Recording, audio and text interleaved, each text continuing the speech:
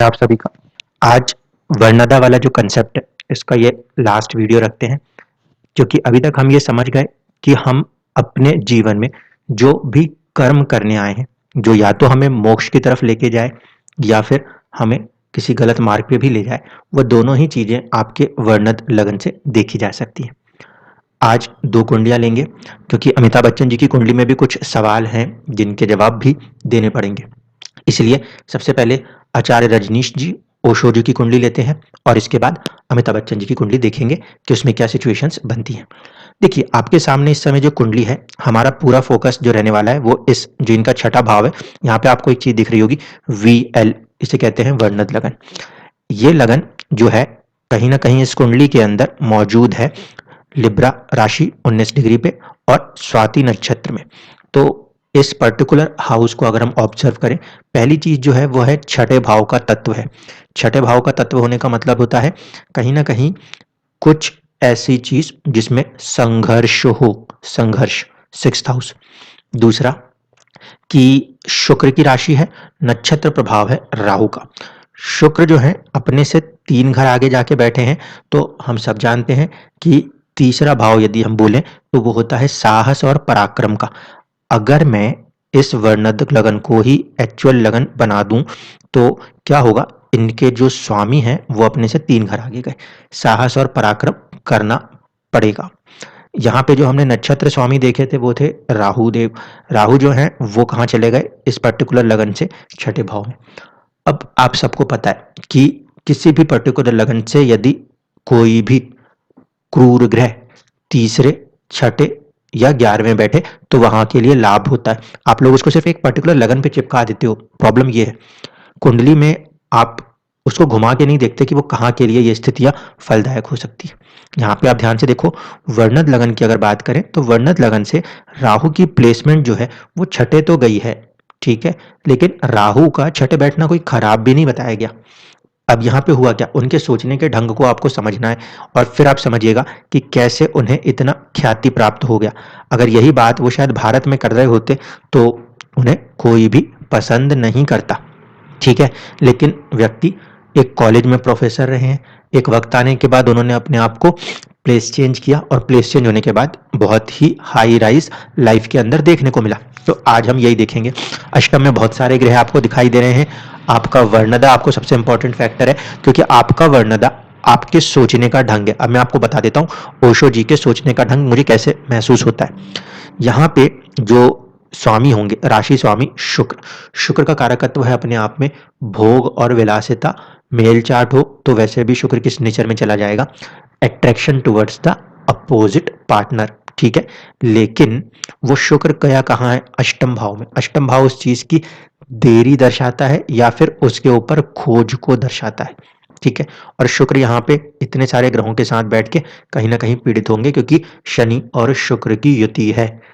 इसमें कहीं ना कहीं शुक्र के जो तत्व हैं, जो प्रभाव है, खासकर मैरिज और मैरिटल लाइफ को लेकर उसमें कुछ ना कुछ कमी महसूस होगी। लेकिन सोचने का ढंग देखिए, शुक्र जो यहाँ के राशि स्वामी है अष्टम में गए हैं, खोज, गुण विद्या, रहस्य, इनको खोजना किस तत्व के साथ, शुक्र के तत्व के साथ, ठीक है। शुक्र के तत्व से आप समझ सकते हो वो व्यक्ति किस चीज के बारे में ज्यादा चर्चाएं करते थे। दूसरी बात है राहु। राहु मैंने आपसे कहा था बियॉन्ड द लिमिट्स जाके काम करने की क्षमता, मतलब उन चीजों को, उन रूपों को, उन तरीकों को एक इस तरीके से पिक्चराइज करना जो कि किसी ने कभी सोचा ना हो, ठीक है। अगर आप देखेंगे तो आपको खजुराहो के मंदिरों में भी वैसे कुछ आकृतियां, कलाकृतियां मिलेंगी। यानी कि विचारधाराएं जो है वो समय, पुराने समय से चले आ रहे हैं, लेकिन एक पर्टिकुलर कहीं की कोई सोसाइटी उसको एक्सेप्ट नहीं कर पाती। अब व्यक्ति वहां पे उस सोसाइटी में अगर अपने थॉट्स को रखे तो वो चीज वहां पे उसके लिए सक्सेस नहीं है। लेकिन वही व्यक्ति जब बाहर हटते हैं और बाहर हटने के बाद इन चीजों को करते हैं तो वहां पे क्या हो रहा है, वहां पे उनको अचानक से सारा का सारा लाभ हो रहा है। मेरे शब्दों पे ध्यान दीजिएगा, अचानक से सारे का सारा लाभ हो रहा है। सोचने का ढंग तो यहां भी वही था, वहां भी वही है। आपकी सक्सेस आपके सोचने के ढंग में है, आपके वर्णदा में है, लेकिन वो वर्णदा कहाँ कैसे प्रयोग होगा ये बहुत इंपॉर्टेंट है। यहाँ पे अगर ध्यान से देखा जाए तो अष्टम भाव में बैठे हुए जितने भी ग्रह हैं वो दसम भाव से कैसे गए हैं इसको समझ लीजिए। आपके दसम भाव से सभी ग्रह लाभ में गए हैं, ठीक है, और यहाँ इस दशम से जो दशम बन रहा है उसमें सूर्य का प्रभाव है।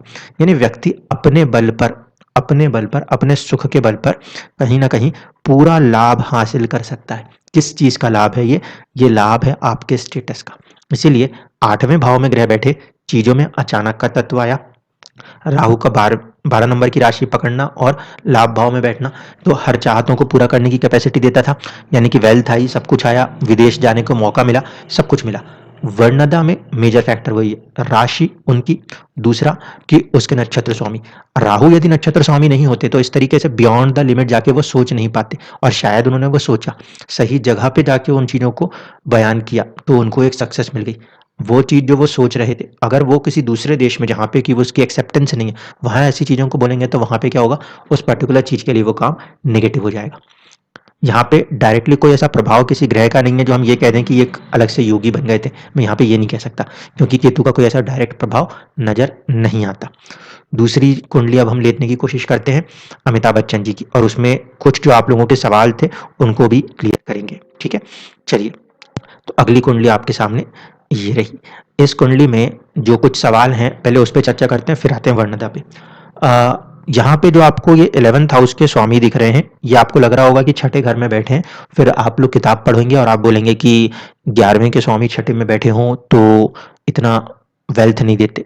ठीक है, तो इसका जवाब पहले देख लीजिए कि भाव प्रभाव जो है वो हम इसलिए भाव चलित के प्रभाव से ही देखने की कोशिश करते हैं। भाव चलित में गुरु को हम पंचम भाव के फल के रूप में ही देखेंगे।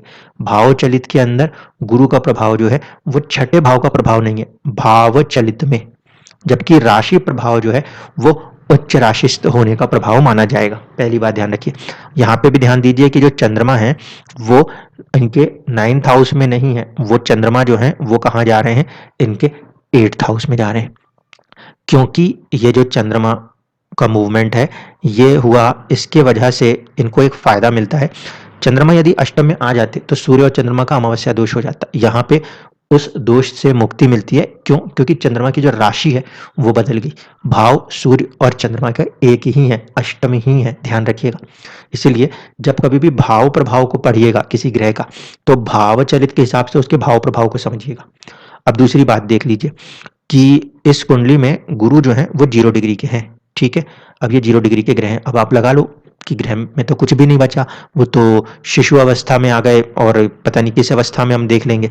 अब जरा थोड़ा सा संयम के साथ चीजों को देखें तो 7 डिग्री से 5वां भाव जो है वो शुरू होता है जमीनी साइन मिथुन राशि, उसका भाव मध्य है 19 डिग्री पे, और वो भाव जो है वो खत्म होता है 2 डिग्री कर्क राशि पे।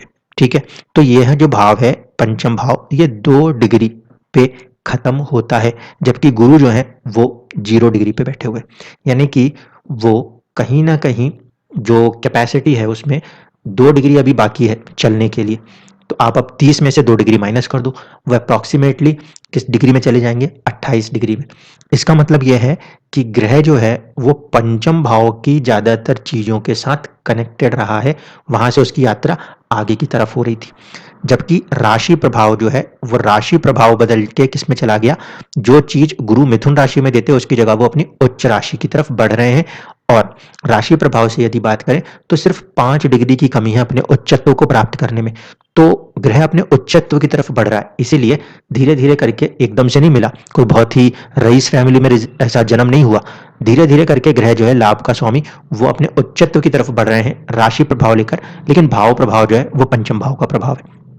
उस दिन एक बात और हुई थी कि आरुद्ध लगन से जो है वो A7 का जो पदा है, दारा पदा, वो शायद 8वां या छठे भाव में आया था।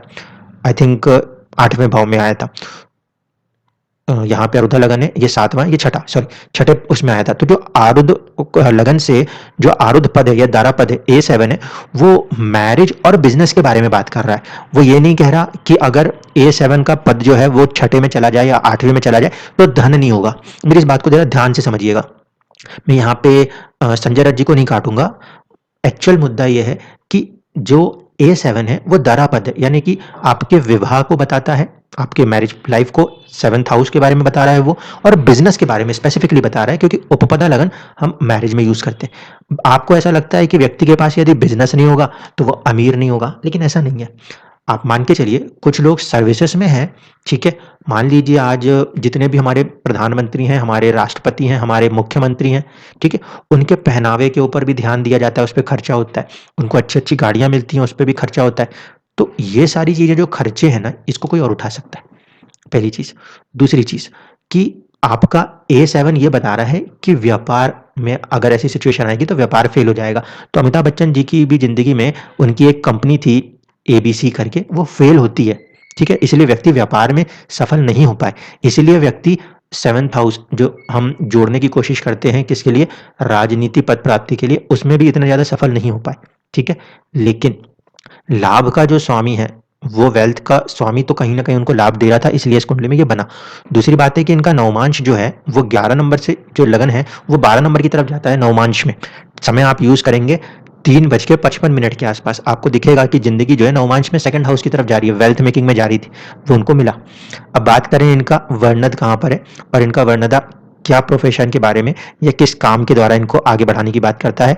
तो यहाँ पे आप देखिए इनका वर्णदा जो है वो आता है आपके वृषभ राशि में और नक्षत्र जो है वो है रोहिणी का।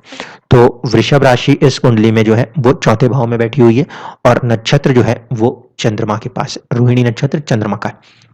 चंद्रमा किस चीज को डील करेंगे?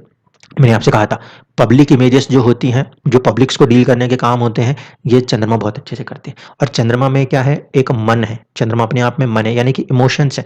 तो व्यक्ति अपने इमोशंस के दम पे बहुत सारी चीज़ों को यहाँ पे काम कर सकते हैं। इमोशंस के दम पे ही वो आज कहीं ना कहीं बहुत ही ग्रेट पोजीशंस में माने जाएंगे, पहली चीज। दूसरी चीज, इस राशि के स्वामी को देखिए, ये 2 नंबर की राशि जो है इसके स्वामी होते हैं शुक्र। अब इसके राशि स्वामी जो है वो नीच राशिस्थ हो गए और फिर नीच भंगे। नीच राशिस्थ होना और फिर नीच भंग होना, यहाँ पे चुनौतियां आती हैं। क्यों?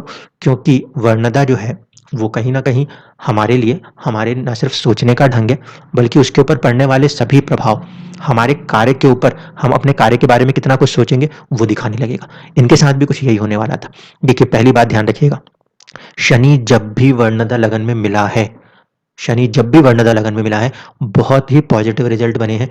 कारण यह है, भूल जाइए कि शनि दुखों का कारक है और ये है वो है। इस बात को ध्यान रखिए। सबसे ज्यादा कठोर कर्म करने की क्षमता यदि किसी में है तो वो शनि के पास है।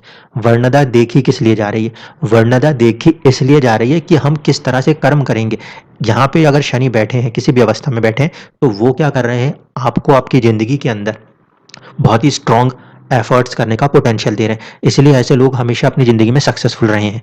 अब इस वर्णदा लगन को ज़रा लगन के बराबर ले आइए और देखिए कि क्या चीज़ें बन रही हैं। तो आप देखेंगे कि इनका ये जो शुक्र है ये कहाँ गया? पंचम में। पंचम एंटरटेनमेंट। वर्णदा लगन से तो वो एंटरटेनमेंट की तरफ बैठे हुए हैं, ठीक है? वर्णदा लगन को ही सपोर्ट हासिल है।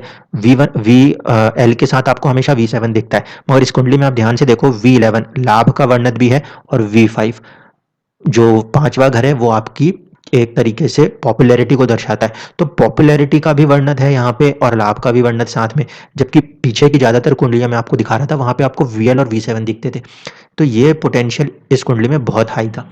और यहाँ से वर्णदा लगन से अगर आप प्लेसमेंट को देखें तो ये पंचम है, पंचम एंटरटेनमेंट है। जबकि लगन कुंडली से ये अष्टम भाव बनता है। अष्टम बनने के कारण थोड़ा सा डिलेज आई, चुनौतियां आई और इतने सारे ग्रहों के प्रभाव होने पे, जिसमें कि सूर्य और मंगल का प्रभाव सरकार से जोड़ता जरूर है, मैंने आपसे कहा था। तो यहाँ पे ये प्रभाव जो है सरकार से जोड़ता है। ये नीच होना, फिर बुध इसका नीच भंग करना, इनको पॉजिटिव करता है। साथ ही साथ ध्यान रखिएगा कि इस कुंडली में क्योंकि बुध का भी प्रभाव है पूरी तरीके से शुक्र के ऊपर, तो उस वजह से उन्होंने व्यापार का प्रयास जरूर किया। बहुत सारी चीजों में उन्होंने अपने हाथ आजमाए, लेकिन सफलता एक चीज के अंदर बनी। सफलता की जो चीज थी अब उसको देख लीजिए। जो यहाँ पे रोहिणी नक्षत्र के स्वामी बन रहे थे वो बन रहे थे चंद्रमा। चंद्रमा की जो यहाँ पे प्लेसमेंट है वो राशि के हिसाब से क्या है? तुला राशि है। तुला राशि जो है वो कहीं ना कहीं ग्लैमर को दर्शाती है।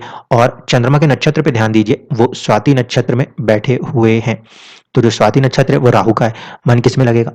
मन लगेगा अभिनय में, राहु की कैपेसिटीज के साथ। इस वजह से व्यक्ति जो है वो कहीं ना कहीं अभिनय के फील्ड में आए और उस ही कर्म को करके वो अपने लिए एक मुक्ति मार्ग, मोक्ष मार्ग की तरफ आगे बढ़ गए।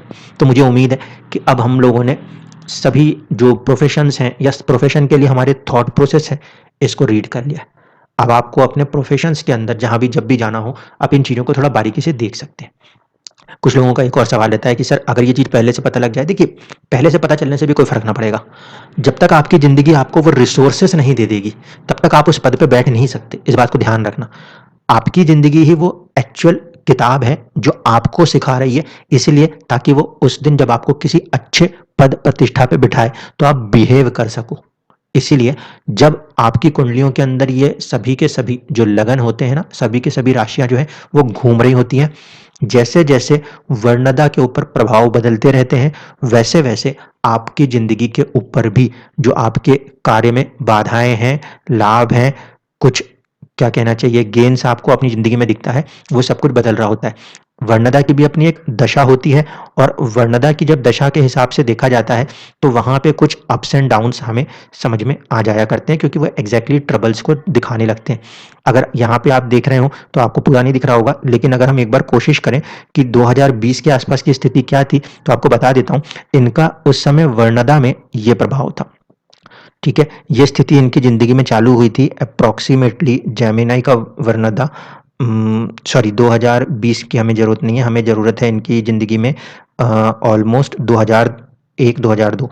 तो जब हम 2001-2002 की बात करेंगे, उस समय जो इनका वर्णदा था उसमें देख लीजिए, इनका वर्णदा कुछ इस तरीके से चल रहा था। ठीक है, ये प्रभाव जो है ना, ये सिचुएशन उनकी रही जब वो एबीसी वाली कंपनी डूब रही थी। ठीक है, इस समय आप देखो वर्णद लगन जो है उस समय गलत जगह पे आके बैठ गया था, इस वजह से कहीं ना कहीं कुछ नुकसान उनको हो रहा था, इमेजेस के साथ भी चुनौतियां महसूस हो रही थी। जैसे ही ये 2001 के समय को लेते हैं तो यहाँ पे ये वर्णद जो है ये दशा अपने आप को शिफ्ट करती है, और फिर ये प्लेसमेंट होती है जिससे कि ये चीज जो है ये इनके भाग्य में आ जाती है। और ये वो समय है जिसमें शायद केबीसी स्टार्ट होता है, आई थिंक 2000 या 2002 के बीच में जब केबीसी स्टार्ट होता है। तो यहाँ पे देखिए कि ये वर्णदा जो है अब ये भाग्य में आया है, जो बड़े पर्दे से उतर के वो सभी के घरों में टीवी के माध्यम से फैल गए और भी ज्यादा तेजी से फैले। तो वर्णदा इस तरीके से काम करती है। अंदर के अंदर जब वो लगन घूम रहे होते हैं तो कभी आपको प्रॉब्लम्स आ रही होती हैं, कभी जब वो सही प्लेसमेंट्स में आ जाते हैं या उन राशियों के ऊपर से जब ग्रह गोचर कर रहे होते हैं तो भी आप परेशान होते हो। जब वो चीजें ठीक हो जाती हैं तब आपको आपकी जिंदगी में एक स्टेटस मिल जाता है। इसलिए बार बार कह रहा हूं, पहले से पता हो जाने से फर्क नहीं पड़ेगा, आपको आपकी जिंदगी उस तरीके से बनाएगी, सुख या दुख के द्वारा, और फिर आपसे वो कर्म करवाएगी, क्योंकि ultimate aim of the life is life itself. इस बात को हमेशा ध्यान रखिएगा। धन्यवाद।